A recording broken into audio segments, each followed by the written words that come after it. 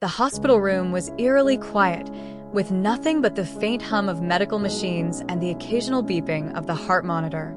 On the bed lay a man, unconscious, tubes running from his arms and oxygen flowing through his nose.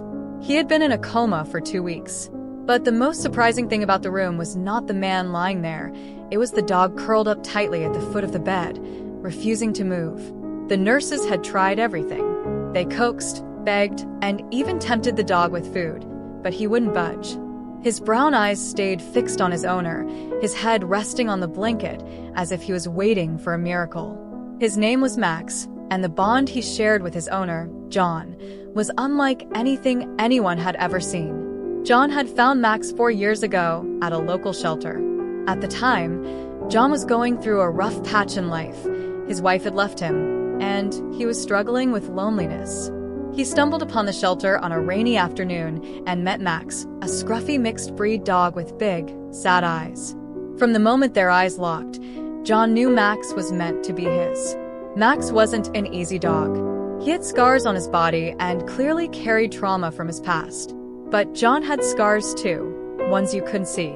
They healed together, piece by piece, day by day.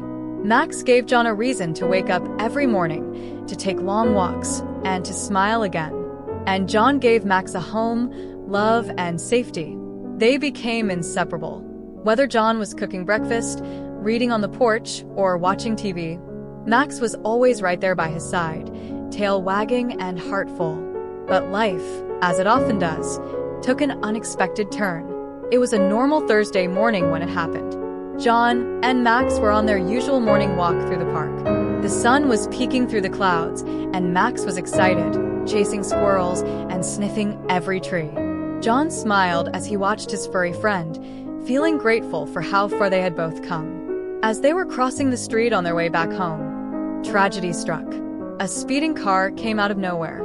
John, without hesitation, pushed Max out of the way. The dog was thrown safely onto the sidewalk, but John wasn't so lucky. The car hit him with a force that knocked him unconscious. Max barked and howled, desperately licking John's face, but John didn't respond. When the ambulance arrived, Max tried to climb in with the paramedics, but they wouldn't let him. He barked and scratched at the door, chasing the ambulance for as long as his legs could carry him. The ambulance disappeared down the road, and Max stood there, confused and heartbroken, not knowing what to do. That night, he sat by the front door of their house, waiting for John to come back home. But John didn't come. John was rushed to the hospital in critical condition, and the doctors fought to save him. They managed to stabilize him, but he slipped into a coma. No one knew if or when he would wake up. Meanwhile, Max refused to stay at home without his best friend.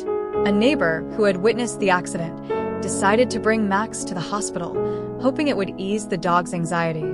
But what happened next surprised everyone. From the moment Max saw John lying on that hospital bed, he refused to leave his side. He climbed onto the bed, curled up at John's feet, and stayed there. No amount of coaxing could make him move. The hospital staff eventually gave up, realizing that separating them would cause more harm than good. Days turned into weeks, and Max remained in that room. Nurses would bring him food and water, but Max barely ate. His once wagging tail now drooped with sadness, and his soulful eyes held a silent plea for his owner to wake up. Every day, Max would nuzzle his nose into John's hand, as if hoping to stir some sign of life. Sometimes, the nurses thought they saw John's fingers twitch when Max touched him, but the doctors dismissed it as muscle spasms. The hospital staff grew attached to Max. He had become a symbol of love and loyalty in the ward. Nurses would sit with him during breaks, gently petting his fur and whispering words of encouragement to John. "Come on, John. Max is waiting for you." The sight of the dog's devotion touched everyone who walked into the room. Some cried quietly, moved by the depth of Max's love.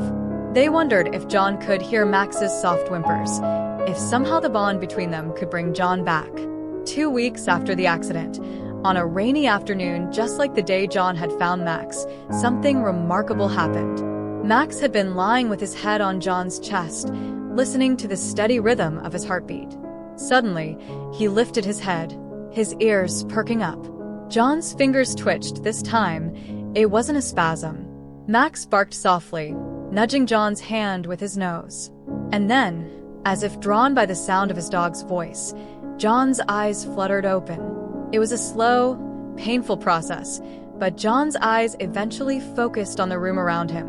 The first thing he saw was Max, wagging his tail frantically and licking John's face with joy. Tears filled John's eyes as he reached out to touch his loyal companion. "You're here, buddy," John whispered, his voice weak but filled with emotion. "You stayed with me." John's recovery was slow, but Max never left his side. As John learned to walk again, Max was there, offering silent encouragement with every step. When John struggled through physical therapy, it was Max who brought a smile to his face with his playful antics. The bond between them grew even stronger, if that was even possible. They had been through the worst together, and they had come out the other side. The hospital staff called it a miracle, but John knew the truth. He had Max to thank for pulling him back from the brink. It was Max's unwavering love and loyalty that had given him the strength to fight. Months later, John and Max walked through the same park where the accident had happened. The sun was shining, and Max's tail wagged happily as he chased squirrels, just like old times. John stopped for a moment, looking down at Max with gratitude. "You saved me, buddy," he whispered, kneeling to stroke the dog's fur. "I don't know what I'd do without you." Max responded with a gentle lick on John's cheek, as if to say, "We'll always have each other." And from that day forward, John made a promise to cherish every moment with Max. Because if there was one thing the accident had taught him, it was that life is fragile, but love, the kind of love Max had shown, was eternal.